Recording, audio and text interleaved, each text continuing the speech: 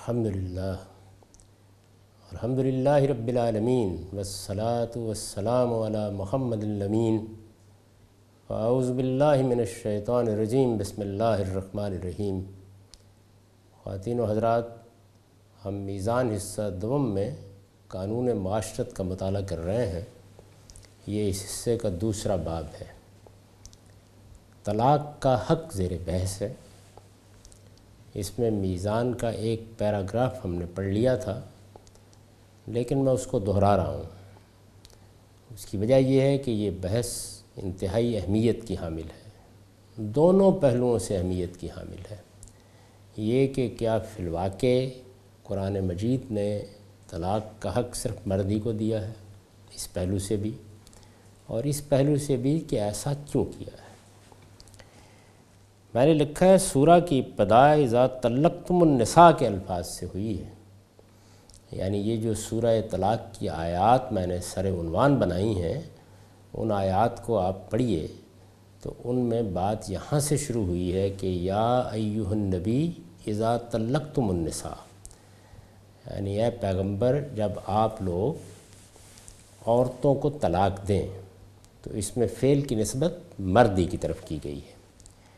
اس کے بعد یہاں بھی اور قرآن کے بعض دوسرے مقامات پر بھی طلاق کے احکام جہاں بیان ہوئے ہیں، اس فعل کی نسبت مرد ہی کی طرف کی گئی ہے۔ یعنی قرآن مجید میں طلاق کے احکام یہاں بھی بیان ہوئے ہیں، اور جگہ جگہ اس کے لیے فعل اور ان کے مختلف صیغے بھی آئے ہیں، اور اس کے علاوہ بعض دوسرے مقامات پر بھی طلاق کا ذکر ہوا ہے۔ ہر جگہ دیکھ لیجئے فعل کی نسبت مرد ہی کی طرف کی گئی ہے۔ پھر بقرہ 2 کی آیت 229 میں قرآن نے شوہر کا مال واپس کر کے طلاق لینے کے لیے مفتدت بہی کے الفاظ استعمال کیے ہیں۔ یعنی اگر کوئی ابہام تھا یا کسی استدلال کے لیے گنجائش تھی تو وہ سورہ بقرہ کی اس آیت 229 نے ختم کر دی۔ وہاں مسئلہ یہ زیر بحث ہے کہ ایک عورت طلاق چاہتی ہے، علیحدگی چاہتی ہے، مرد طلاق نہیں دے رہا۔ اس کا سبب کیا ہے؟ اس کا سبب یہ ہے کہ اچھے وقتوں میں بہت مال جائیداد عورت کو دے چکا ہے۔ تو قرآن مجید یہ کہتا ہے کہ وہ فدیے میں کچھ مال دے کر اگر نجات حاصل کر لے تو اس میں کوئی اعتراض کی بات نہیں ہے۔ اب ظاہر ہے کہ اگر عورت کے پاس بھی حق طلاق موجود ہے تو پھر تو اس کو انتظار کرنے کی ضرورت نہیں ہے نا فدیے میں کچھ دینے کی، وہ طلاق دے گی اور اطمینان سے چلی جائے گی۔ تو یہ مفتدت بہی کے جو الفاظ ہیں، جن کا مطلب ہے جو عورت فدیے میں دے، یعنی اب اپنے آپ کو چھڑانے کے لیے جس عہد میں وہ بندھی ہوئی ہے اس سے اپنے آپ کو نکالنے کے لیے وہ اگر اس مال کا، وہ مال جو اس کے شوہری نے دیا تھا، اس کا کچھ حصہ واپس کر کے اپنے لیے راہ نکال لے تو اللہ تعالیٰ فرماتے ہیں کہ اس میں کوئی حرج کی بات نہیں۔ یہ اس بات کی صریح دلیل ہے کہ طلاق کا اختیار شریعت نے مرد کو دیا ہے۔ یعنی ایک تو یہ بات واضح ہو گئی کہ جہاں تک نصوص کا تعلق ہے وہ بالکل صریح ہے کہ طلاق کا حق مردی کے پاس ہے، اور اس میں اگر ادنا درجے میں بھی کوئی ابہام تھا تو وہ مفتدت بہی کے الفاظ نے ختم کر دیا ہے۔ اگرچہ ایک دوسرے مقام پر الذی بیدہ عقدۃ النکاح کے الفاظ آئے ہیں اور وہ بھی شوہری کے لیے ہیں، لیکن اس کی تفسیر میں چونکہ لوگوں نے کچھ اختلاف کیا ہے اور بعض لوگوں نے الذی بیدہ عقدۃ النکاح کو ولی کے ساتھ متعلق کر لیا ہے، اس لیے میں نے وہاں سے استدلال نہیں کیا۔ اگرچہ میرے نزدیک وہاں بھی ولی کا کوئی ذکر نہیں ہے، نہ وہ الفاظ ولی سے متعلق ہو سکتے ہیں، وہ شوہری سے متعلق ہیں۔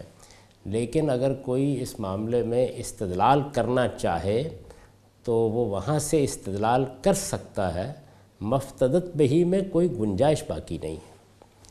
یہ اس بات کی صریح دلیل ہے کہ طلاق کا اختیار شریعت نے، یعنی اسلامی شریعت نے مرد کو دیا ہے۔ اس کی وجہ بھی بالکل واضح، یعنی اب دوسرے پہلو کو سمجھیے کیوں ایسا کیا ہے۔ میں یہ کہتا ہوں ایسا ہی ہونا چاہیے تھا۔ اس کی وجہ بھی بالکل واضح ہے، عورت کی حفاظت اور کفالت کی ذمہ داری ہمیشہ سے مرد پر ہے۔ یعنی جو خاندان کا ادارہ وجود میں لایا گیا ہے، پہلے اس کو سمجھیے۔ میں اسی کو اس پورے قانون میں سمجھانے کی صحیح کر رہا ہوں۔ یوں نہیں ہے کہ ایک مرد و عورت کے درمیان محبت کا تعلق قائم ہوا، اور محبت کے اس تعلق میں چونکہ اب جنسی تعلق بھی سامنے آنا ہے، اس کو قانون کی صورت دینے کے لیے شادی کا ادارہ بنا دیا گیا۔ ایسا نہیں ہے۔ یعنی قرآن مجید سے یہ معلوم ہوتا ہے، اور انسانی فطرت بھی اسی کا تقاضا کرتی ہے، کہ انسان کی بنیادی ضرورت کی حیثیت سے خاندان کا ادارہ قائم کیا گیا ہے۔ یعنی میاں اور بیوی اصل میں ایک ادارے کی بنیاد ڈالتے ہیں، نہ کہ رفاقت کا محض فیصلہ کرتے ہیں، یا چند روز اکٹھے رہنے کا فیصلہ کرتے ہیں، یا 2-4 سال اکٹھے ایک جگہ زندگی بسر کرنے کا فیصلہ کرتے ہیں۔ خاندان کے ادارے کو وجود میں لاتے ہیں۔ ادارے کی ضرورت یہ ہے، اگر آپ اس کو ادارہ مان لیتے ہیں تو پھر اس کی ضرورت یہ ہے کہ اس کا سربراہ ہو، اور جب کسی ادارے کو اس طرح منظم کر دیا جائے تو آپ جانتے ہیں کہ پھر دنیا بھر کے اداروں میں یہی قاعدہ مقرر کیا جاتا ہے کہ سربراہ چاہے گا تو معاملات ختم کر دے گا۔ یعنی جو آدمی بھی، یا جو افراد بھی، یا جو بھی لوگ اس ادارے کے ارکان کی حیثیت رکھتے ہیں، وہ اگر ان کی خدمات ختم کرنا چاہے گا تو ختم کر دے گا، لیکن ان میں سے کوئی اگر چاہے تو وہ استعفیٰ دے گا۔ استعفیٰ دے گا کا مطلب کیا ہے؟ وہ علیحدگی کی درخواست کرے گا، علیحدگی کا مطالبہ کرے گا، علیحدگی کا تقاضا کرے گا۔ تو یہاں بھی صورتحال یہ ہے کہ مرد طلاق دے گا، اور عورت اگر علیحدگی چاہے گی تو طلاق کا مطالبہ کرے گی۔ یہ تعلق قائم کیا گیا ہے، یہ اس ادارے کی روح کے بالکل مطابق ہے۔ یعنی خاندان اگر ایک ادارہ ہے، میاں بیوی کے رشتے سے وہ ادارہ قائم ہونے جا رہا ہے، اور اس کا سربراہ مرد کو بنایا گیا ہے، تو کوئی آدمی اگر قرآن مجید کے اس پورے تصور کی نفی کرنا چاہتا ہے تو اس کو پورا حق ہے، لیکن اگر اس تصور کو مان لیا جائے اور یہ تسلیم کر لیا جائے کہ ہماری ضرورت، اور ہوا اور پانی کی طرح میں عرض کرتا ہوں، ہماری ضرورت خاندان ہے۔ ہماری سے میری مراد انسان، بشر بحیثیت بشر۔ میں بہت تفصیل سے عرض کر چکا ہوں کہ انسان جس طرح سے پیدا ہوتا، جس طرح بچپن اور لڑکپن کے مراحل سے گزرتا، جس طرح عالم شباب کو پہنچتا، جس طرح حرم و شیب کے مراحل میں داخل ہو کر دنیا سے رخصت ہوتا ہے، اس کے سوا کوئی اور راستہ ہی نہیں ہے کہ اس کے لیے ایک خاندان کا پورا ادارہ وجود میں لایا جائے، جس میں رشتے ہوں، تعلقات ہوں، روابط ہوں، میاں بیوی مل کر اس ادارے کی بنا ڈالیں، اور اس میں کسی کو سربراہ مقرر کیا جائے جس کا فیصلہ آخری فیصلہ بن سکے۔ اس کے بغیر نہ خاندان کا ادارہ قائم کیا جا سکتا ہے، نہ کوئی اور ادارہ قائم کیا جا سکتا ہے، اور نہ کسی ریاست کا تصور کیا جا سکتا ہے۔ یعنی یہ معلوم ہے کہ کسی ریاست میں بھی اس وقت دنیا بھر میں 10 کی تعداد میں ریاستیں قائم ہیں۔ یہ بات نہیں تسلیم کی گئی کہ سب کے سب لوگوں کو سربراہ بنا دیا جائے، یا چلیے اگر 4 قومیں 5 قومیں موجود ہیں تو سب کے سربراہ بنا دیا جائے۔ نہیں، سربراہ ایک ہی ہوگا، اس کا انتخاب کرنا پڑتا ہے۔ تو یہ جو خاندان کا ادارہ میاں بیوی کے فیصلے سے قائم ہوتا ہے، اس میں اللہ تعالیٰ نے فیصلہ کر دیا ہے۔ اگر یہ 3 افراد سے قائم ہوتا تو پھر اس میں جمہوری طریقے پر بھی کسی کو منتخب کیا جا سکتا تھا، لیکن یہ چونکہ 2 افراد سے قائم ہوتا ہے تو اللہ نے اپنا فیصلہ سنا دیا ہے، اور وہ فیصلہ یہ ہے کہ اس میں مرد کی حیثیت قوام کی ہے، سربراہ کی ہے۔ یہ ذہن میں اچھی طرح ملحوظ رکھیے کہ اس کا عورت اور مرد کے باہمی تعلق سے کوئی واسطہ نہیں ہے۔ یعنی عورت اور مرد کا باہمی تعلق تو ماں اور بیٹے کا بھی ہوتا ہے، بہن اور بھائی کا بھی ہوتا ہے۔ یعنی خلقت کے لحاظ سے مرد کو عورت پر کوئی برتری نہیں دی گئی، لیکن یہ ادارہ جب قائم ہوگا تو اس سے ایک رشتہ وجود میں آنا ہے۔ وہ رشتہ کیا ہے؟ وہ رشتہ میاں اور بیوی کا رشتہ ہے۔ اس رشتے میں شوہر کو قرآن کہتا ہے علیہن درجہ، ایک درجہ برتری دی گئی ہے۔ وہ برتری کیا ہے؟ قوام مقرر کر دیا گیا ہے، اس پر حفاظت اور کفالت کی ذمہ داری ڈالی گئی ہے۔ یعنی قوام مقرر کیا گیا ہے تو محض ایک مرتبہ نہیں دیا گیا، بلکہ بہت بڑی ذمہ داری ڈالی گئی ہے۔ یعنی انسانی زندگی کا آپ مطالعہ کریں تو اس میں سب سے بڑی ذمہ داری کیا ہو سکتی ہے؟ اخراجات میسر کرنے کی ذمہ داری، معاشی جدوجہد کی ذمہ داری، وہ ذمہ داری مرد پر ڈال دی گئی ہے۔ میں پھر توجہ دلا رہا ہوں کہ یہ اس کا مطلب نہیں ہے کہ عورت معاشی جدوجہد نہیں کرے گی یا نہیں کر سکتی۔ وہ معاشی جدوجہد بھی کر سکتی ہے، وہ ملازمت بھی کر سکتی ہے، وہ کاروبار بھی کر سکتی ہے، اور وہ جو کچھ کمائے گی وہ اس کا اپنا ہے، وہ جس طرح چاہے اس کو استعمال کرے، لیکن ذمہ داری کس پر ہے؟ گھر چلانے کی، گھر کے اخراجات پورے کرنے کی ذمہ داری کس پر ہے؟ قرآن مجید کہتا ہے کہ وہ مرد پر ہے۔ میں یہ بات بھی عرض کر چکا کہ لوگ اگر اس سے ہٹ کے کوئی معاہدہ کرنا چاہتے ہیں اپنے خاص حالات کی وجہ سے تو وہ کر لیں، لیکن اللہ تعالیٰ نے جو ادارہ تجویز فرمایا ہے، جس ادارے کو قائم کرنے کا حکم دیا ہے، وہ یہی ادارہ ہے۔ اس کو بہت اچھی طرح سے سمجھ لینا چاہیے۔ اس ادارے میں یہ میں عرض کر رہا ہوں کہ عورت کی حفاظت اور کفالت کی ذمہ داری ہمیشہ سے مرد پر ہے اس ادارے میں، اور اس کی اہلیت بھی قدرت نے اسے ہی دی ہے۔ اہلیت سے یہاں کیا مراد ہے؟ یعنی عورت بھی کما سکتی ہے، وہ بھی کاروبار کر سکتی ہے، بڑے سے بڑا کاروبار کر سکتی ہے۔ اہلیت کا مطلب یہ ذمہ داری اٹھا کر اس کو پورا کر دینے کی اہلیت۔ عورت جب یہ کرتی ہے ذمہ داری کے طور پر، اپنی خوشی سے کر رہی ہو تو کوئی مسئلہ نہیں پیدا ہوتا، جب ذمہ داری کے طور پر کرتی ہے تو پھر اسے اپنی نسائیت کی بہت سی خوبیوں کو قربان کرنا پڑتا ہے۔ اس کی نسائیت جس نزاکت، جس نرمی اور جس لطافت کا تقاضا کرتی ہے، وہ اس کو کھو بیٹھتی ہے۔ مرد البتہ اس ذمہ داری کو جیسے جیسے پورا کرتا ہے اس کی نشو و نما ہوتی ہے، وہ اور اوپر اٹھتا ہے، اس کی صلاحیتیں اور زیادہ نکھرتی ہیں، کیونکہ یہ اس کا میدان ہے جو اس کے لیے خود قدرت نے، فاطر فطرت نے مقرر کر دیا ہے۔ عورت کی حفاظت اور کفالت کی ذمہ داری ہمیشہ سے مرد پر ہے، اور اس کی اہلیت بھی قدرت نے اسے ہی دی ہے۔ قرآن نے اسی بنا پر، یعنی چونکہ وہ حفاظت اور کفالت کی ذمہ داری پوری کر سکتا ہے، یہ اہلیت اس کے اندر عورت کے مقابلے میں زیادہ ہے، تو قرآن نے قوام بھی اسی کو قرار دیا۔ قوام یعنی سربراہ، جس کی یہ بھی ذمہ داری ہے کہ وہ حفاظت کرے، یہ بھی ذمہ داری ہے کہ وہ کفالت کرے، یہ بھی ذمہ داری ہے کہ وہ گھر کی سرپرستی کرے، گھر کے تمام معاملات کو انجام دے۔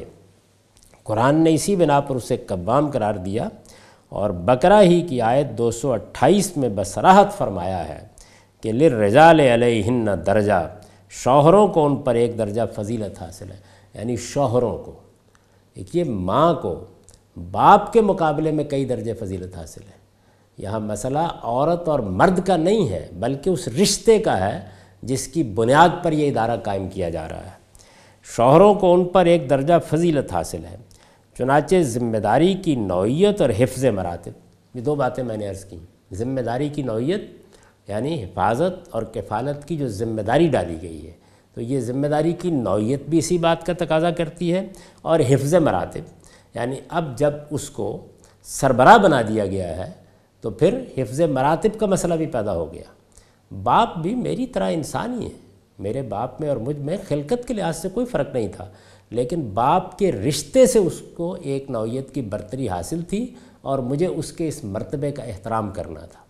بالکل اسی طریقے سے یہ ایک رشتہ قائم کیا گیا ہے، اس میں جب اس کے قوام بنا دیا گیا تو ایک درجہ اس کو فضیلت حاصل ہوئی، وللرجال علیہن درجہ۔ اس مرتبے اور اس درجے کی اب رسپیکٹ ہونی چاہیے، اس کی عزت ہونی چاہیے، اس کا احترام ملحوظ رہنا چاہیے۔ چنانچہ ذمہ داری کی نوعیت اور حفظ مراتب دونوں کا تقاضا ہے کہ طلاق کا اختیار بھی شوہر ہی کو دیا جائے، یعنی بالکل وہی چیز قائم کی جائے جو کسی ادارے میں ہم کسی سربراہ سے متعلق طے کرتے ہیں۔ وہ خدمات کو ختم کرتا ہے، جو معاہدہ ہوتا ہے باہمی طور پر کسی ادارے میں کام کرنے کا، اس کی طرف سے ٹرمینیشن ہوتی ہے، وہ اس کو ختم کر دیتا ہے، لیکن کسی رکن کو اگر اسے چھوڑنا ہے تو وہ استعفیٰ دیتا ہے، یعنی وہ اس خدمت سے عفو چاہتا ہے، درخواست کرتا ہے کہ مجھے الگ کر دیا جائے۔ ہم نے اوپر بیان کیا ہے کہ خاندان کا ادارہ انسان کی ناگزیر ضرورت ہے، سارے استدلال کی بنیاد اس پر رکھی گئی ہے۔ خاندان کا ادارہ ہوا اور پانی کی طرح انسان کی ضرورت ہے۔ ذمہ داریوں کے فرق اور وصل و فصل کے یکساں اختیارات کے ساتھ جس طرح دنیا کا کوئی دوسرا ادارہ قائم نہیں رہ سکتا، یعنی آپ ذمہ داریوں میں فرق پیدا کریں، ایک آدمی کو سربراہ مقرر کریں، تمام مالی معاملات اور اموال فراہم کرنے کی ذمہ داری اس پر ڈالیں، یہ ذمہ داریوں کا فرق ہو گیا، اور اس کے بعد وصل و فصل کے اختیارات یکساں کر دیں، دنیا کا کوئی ادارہ بھی قائم نہیں رہ سکتا اس کے ساتھ۔ اسی طرح خاندان کا ادارہ بھی نہیں رہ سکتا، وصل و فصل یعنی جڑنا اور الگ ہونا، اسی طرح خاندان کا ادارہ بھی نہیں رہ سکتا۔ چنانچہ عورت نے اپنی اور اپنے بچوں کی حفاظت و کفالت کے عوض اگر اپنے آپ کو کسی مرد کے سپرد کر دینے کا معاہدہ کر لیا ہے، یعنی عورت نے اپنی اور اپنے بچوں کی حفاظت اور کفالت، یہ ہے اصل میں نکاح کا معاہدہ، کہ میری اور میرے بچوں کی حفاظت کی ذمہ داری بھی تم اٹھاؤ گے اور ہماری کفالت کی ذمہ داری بھی تم اٹھاؤ گے۔ چنانچہ عورت نے اپنی اور اپنے بچوں کی حفاظت و کفالت کے عوض اگر اپنے آپ کو کسی مرد کے سپرد کر دینے کا معاہدہ کر لیا ہے تو اسے ختم کر دینے کا اختیار بھی اس سے معاملہ کیے بغیر عورت کو نہیں دیا جا سکتا۔ یعنی ختم کرنے کا اختیار تو ہے، لیکن اسے اب اس مرد سے، اس ذمہ دار شخصیت سے، اس قوام سے، اس سربراہ سے معاملہ کرنا پڑے گا۔ میں اب چھوڑ رہی ہوں تو ظاہر ہے کہ مال خرچ کیا گیا ہے، نان و نفقے کی ذمہ داری اٹھائی گئی ہے، مہر ادا کیا گیا ہے، ہو سکتا ہے کہ اور بھی بہت کچھ اخراجات کیے گئے ہوں، اور یہ بھی ممکن ہے کہ کچھ مال، کچھ جائیداد بھی اچھے وقتوں میں اس کو دے دیا گیا ہو۔ اب معاملہ کرنا ہے، یعنی آپ نے عفو چاہنا ہے، آپ نے علیحدگی اختیار کرنی ہے، تو کیا چیز سامنے آئی؟ یعنی طلاق کا حق، علیحدگی کا حق مرد کو بھی ہے، عورت کو بھی ہے، شوہر کو بھی ہے، بیوی کو بھی ہے۔ فرق کیا ہے؟ فرق یہ ہے کہ مرد طلاق دیتا ہے، عورت طلاق کا مطالبہ کرتی ہے اور پھر مرد اس کو پورا کرتا ہے۔ تو یہ آداب قائم کیے گئے ہیں طلاق کے حق کے معاملے میں۔ چنانچہ عورت نے اپنی اور اپنے بچوں کی حفاظت و کفالت کے عوض اگر اپنے آپ کو کسی مرد کے سپرد کر دینے کا معاہدہ کر لیا ہے تو اسے ختم کر دینے کا اختیار بھی اس سے معاملہ کیے بغیر عورت کو نہیں دیا جا سکتا۔ یہی انصاف ہے، یہی انصاف ہے۔ اس سے مختلف اگر کوئی ضابطہ بنایا جائے گا تو وہ سرتاسر خلاف انصاف ہوگا۔ ہاں، آپ اس ادارے کی نوعیت تبدیل کر دیں، یعنی اگر انسانیت اس کے بغیر بھی قائم رہ سکتی ہے تو اس پر گفتگو ہو سکتی ہے، لیکن اگر انسانیت کی یہ ناگزیر ضرورت ہے، ہوا اور پانی کی طرح ضرورت ہے، اور اس کو ایک ادارے ہی کے طور پر وجود میں آنا ہے، تو پھر یہ سارا قانون اسی بنیاد پر قائم ہے۔ اس کے سوا کوئی دوسری صورت اگر اختیار کی جائے گی تو یہ بے انصافی ہوگی، اور اس کا نتیجہ بھی لامحالہ یہی نکلے گا کہ خاندان کا ادارہ بالآخر ختم ہو کر رہ جائے گا۔ یعنی دوسری انصاف کی صورت یہی ہو سکتی ہے کہ دونوں ذمہ داریوں میں یکساں شریک ہو جائیں، یعنی حفاظت بھی مل کے کرنی ہے اور کفالت بھی مل کے کرنی ہے۔ تو اس سے جو صورتحال پیدا ہوگی اس کا تصور کیا جا سکتا ہے۔ یہ اصل میں دو سربراہوں کے ذریعے سے ادارے کو چلانا ہے، یہ نظم ریاست کو قائم کرنا ہے، لیکن اس کا کوئی سربراہ مقرر نہیں کرنا، یہ صورت ہو جائے گی، کیونکہ پھر کوئی بھی سربراہ نہیں ہوگا۔ تو نتیجے کے طور پر زندگی کے اہم ترین فیصلے کرنے میں جو مسائل پیش آئیں گے، بچوں کی نگہداشت میں جو مسئلے پیش آئیں گے، اور بچوں کا معاملہ بھی یہ ہوگا کہ ہر موقع پر ایک جھگڑے کی بنیاد ہوگی کہ اب اس نے پورا حصہ دیا یا اس نے نہیں دیا۔ قرآن مجید نے یہ بات ملحوظ رکھی ہے کہ اس ادارے کو اس طرح کے ہر نزاع سے پاک ہونا چاہیے، اور تمام اخراجات کی ذمہ داری مرد پر ڈال دی ہے۔ دور حاضر میں جو طرفہ بات ہو رہی ہے وہ یہ ہے کہ یہ ذمہ داری تو ایسے ہی مرد پر ہونی چاہیے، یہ سب کہتے ہیں، لیکن اس کے بعد حقوق میں یکسانیت کا مطالبہ کرتے ہیں، یہ نہیں ہو سکتا۔ یعنی جو نظم قائم کیا گیا ہے پہلے اس کو سمجھیے، پھر اس کے مطابق تجویز پیش کیجیے کہ آپ کیا کہہ رہے ہیں۔ چنانچہ عورت نے اپنی اور اپنے بچوں کی حفاظت و کفالت کے عوض اگر اپنے آپ کو کسی مرد کے سپرد کر دینے کا معاہدہ کر لیا، یہ دیکھیے میں نے عوض کا لفظ استعمال کیا ہے، یعنی یہ باقاعدہ ایک مالی معاہدہ ہے۔ عورت کہتی ہے جب وہ نکاح کرتی ہے یا کسی شخص کے نکاح میں اپنے آپ کو دیتی ہے تو اصل میں کیا کہتی ہے؟ وہ یہ کہتی ہے کہ اب میرے بچوں کی حفاظت اور کفالت کی ذمہ داری تم پر ہے، اور اس کے عوض میں اپنے آپ کو تمہارے سپرد کر رہی ہوں۔ سپرد کرنے کا معاہدہ کر لیا ہے تو اسے ختم کر دینے کا اختیار بھی اس سے معاملہ کیے بغیر عورت کو نہیں دیا جا سکتا۔ یہی انصاف ہے، یہی انصاف ہے۔ اس کے سوا کوئی دوسری صورت اگر اختیار کی جائے گی تو یہ بے انصافی ہوگی، اور اس کا نتیجہ بھی لامحالہ یہی نکلے گا، لازماً یہی نکلے گا کہ خاندان کا ادارہ بالآخر ختم ہو کر رہ جائے گا۔ اور خاندان کا ادارہ کوئی آدمی کہہ سکتا ہے لاؤبالی پن میں کہ ختم ہو جائے گا، تو پھر کیا؟ یہ ختم جب ہو جائے گا تو تب معلوم ہوگا کہ کتنی بڑی نعمت سے انسان نے اپنے آپ کو محروم کر لیا ہے۔ اس کا اندازہ کوئی شخص نہیں کر سکتا، اس لیے کہ قدرت کا یہ نظم قائم ہے، اس کے لیے فطری داعیات موجود ہیں، اس کو توڑنے کی ہر کوشش کے باوجود یہ اپنی فطرت کے لحاظ سے قائم ہی رہتا ہے۔ تو یہ وجہ ہے، لیکن اس کے لیے قانون کیا ہونا چاہیے؟ وہ قانون انصاف کے مطابق وہی ہے جو قرآن یہاں بیان کر رہا ہے۔ اس کے صاف معنی یہ ہے کہ عورت اگر علیحدگی چاہے تو وہ طلاق دے گی نہیں۔ اس کے صاف معنی یہ ہے کہ عورت اگر علیحدگی چاہے تو وہ طلاق دے گی نہیں، بلکہ شوہر سے طلاق کا مطالبہ کرے گی۔ یعنی اب صورت کیا بنی؟ طلاق کا حق ہم سمجھ رہے ہیں، حق مرد کے پاس ہے، مرد جب چاہے گا طلاق دے دے گا، اس لیے کہ اس نے اخراجات کیے، مال دیا، ساری ذمہ داری اٹھائی، اس کو معلوم ہے کہ کیا معاملات ہیں کیا نہیں ہے، وہ یہ سمجھتا ہے کہ اگر اس وقت کوئی نزاع پیدا ہونے کا اندیشہ نہیں تو طلاق دے دے گا۔ لیکن اگر عورت علیحدگی چاہے گی تو وہ طلاق کا مطالبہ کرے گی، یعنی استعفیٰ دے گی، عفو چاہے گی، یہ مطالبہ کرے گی کہ مجھے الگ کر دیا جائے۔ اس کے صاف معنی یہ ہے کہ عورت اگر علیحدگی چاہے تو وہ طلاق دے گی نہیں، بلکہ شوہر سے طلاق کا مطالبہ کرے گی۔ عام حالات میں توقع یہی ہے کہ ہر شریف النفس آدمی نباہ کی کوئی صورت نہ پا کر یہ مطالبہ مان لے گا۔ نباہ کی کوئی صورت نہ پا کر، یہ کی ورڈز ہیں، کلیدی الفاظ ہیں۔ یعنی اب وہ ساری بات ذہن میں رکھیے کہ اگر ایسی صورت پیدا ہو گئی ہے تو حالات کو درست کرنے کی صحیح کی جائے، بنا ہوا گھر بگڑنے سے بچایا جائے، ایک رشتہ قائم ہو گیا ہے اسے ٹوٹنے سے بچانے کی کوشش کی جائے، اس کے لیے سمجھایا جائے گا، بجھایا جائے گا، خاندان زیر بحث آئے گا، اور قرآن مجید نے جیسے کہ تجویز کیا ایک حکم ادھر سے ایک ادھر سے بھی مقرر کر دیا جائے گا۔ لیکن اگر یہ معلوم ہو گیا کہ نباہ کی کوئی صورت نہیں ہے اور عورت کا اصرار ہے کہ وہ الگ ہونا چاہتی ہے تو وہ یہ مطالبہ مان لے گا۔ لیکن اگر ایسا نہ ہو تو عورت عدالت سے رجوع کر سکتی ہے، یعنی اگر ایسا نہ ہو تو پھر عورت معاشرے کے پاس جائے گی، نظم اجتماعی کے پاس جائے گی، اور وہ یہ کہے گی کہ میں الگ ہونا چاہتی ہوں۔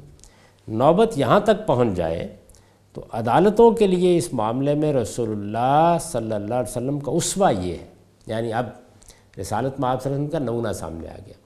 یہاں رک کر یہ بات سمجھ لیجئے کہ قرآن مجید نے اس معاملے کو شریعت کا موضوع نہیں بنایا، یعنی اصولی بات معلوم ہو گئی کہ مرد کے پاس طلاق کا حق ہے، وہ طلاق دے گا، عورت طلاق چاہے گی، مرد سے مطالبہ کرے گی، مطالبہ اس کو مان لینا چاہیے، اگر معقول ہے، نباہ کی کوئی صورت نہیں ہے تو مان لینا چاہیے، اگر نہیں مانتا تو عورت کیا کرے، اس کو قرآن مجید نے اجتہاد کے لیے چھوڑ دیا، یعنی یہ گویا ہمارے لیے چھوڑ دیا گیا۔ اور یہی میں شریعت کا ایک اہم اصول واضح کرنا چاہتا ہوں، اور وہ اصول یہ ہے کہ اللہ تعالیٰ نے جو قانون بنا دیا، جو ضابطہ مقرر کر دیا، اس کی پوری پابندی کرنی چاہیے، اور جس معاملے میں کوئی ضابطہ مقرر نہیں کیا اس میں ہم حالات کے لحاظ سے کوئی قانون بنائیں گے، کوئی ضابطہ مقرر کریں گے۔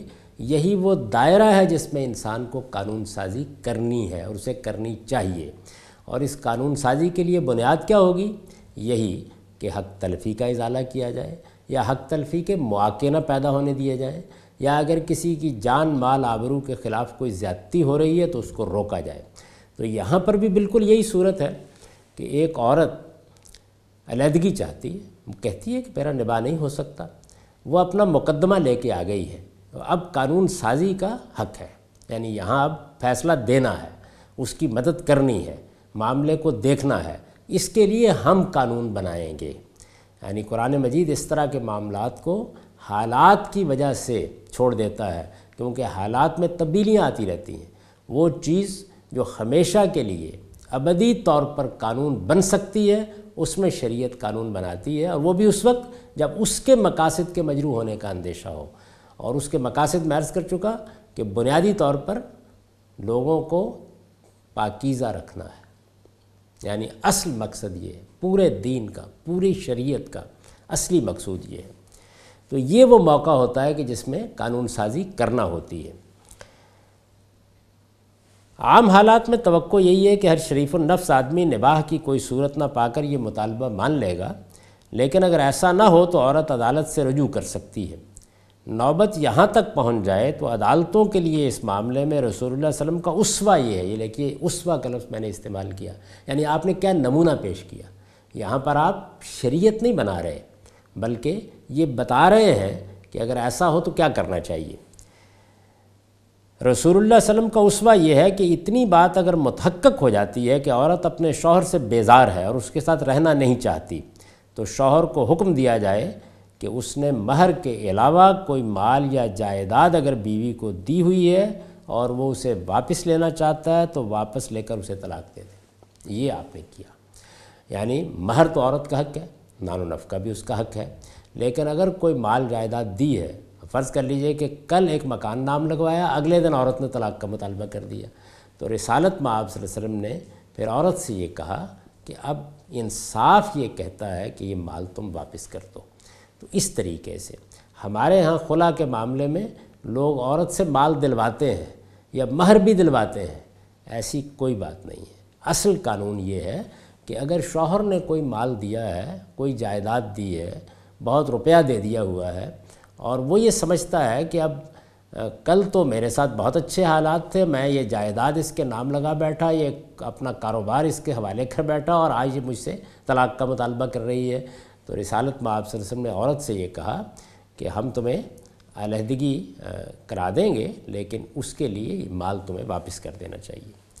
سیدنا ابن عباس کی روایت ہے کہ ثابت بن قیس کی بیوی نبی صلی اللہ علیہ وسلم کی خدمت میں حاضر ہوئی اور عرض کیا، یا رسول اللہ میں اس کے دین و اخلاق پر کوئی حرف نہیں رکھتی۔ یہ دیکھیے، یہ میں نے روایت اس لیے نقل کیا ہے کہ یہ معلوم ہو کہ حضور نے اس میں عورت کی پسند ناپسند کی بنیاد پر فیصلہ کیا ہے، یعنی کوئی دینی اور اخلاقی اعتراض نہیں ہے شوہر پر۔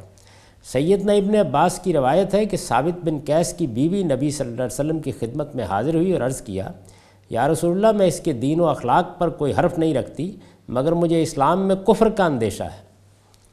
اس پر میں نے ایک نوٹ لکھا ہے کہ اس جملے کا مطلب دوسری روایتوں سے یہ معلوم ہوتا ہے کہ انہیں ثابت کی صورت پسند نہ تھی۔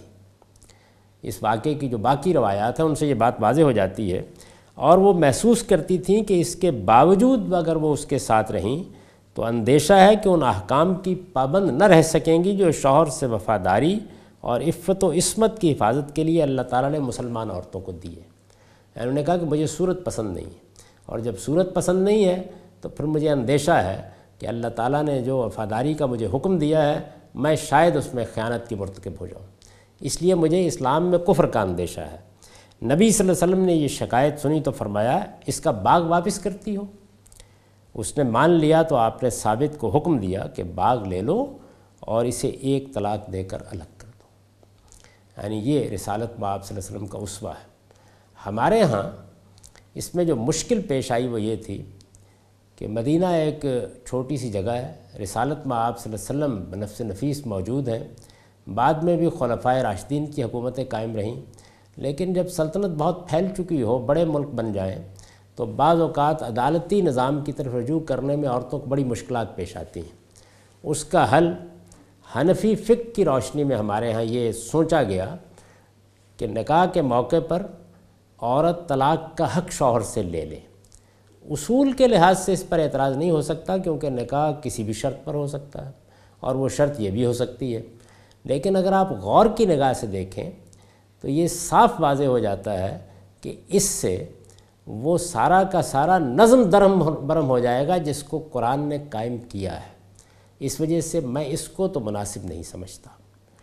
البتہ اس مسئلے کا کیا حل ہونا چاہیے، اس پر آئندہ نشست میں گفتگو کریں گے۔ اقول قولی ھذا واستغفر اللہ لی ولکم ولسائر المسلمین۔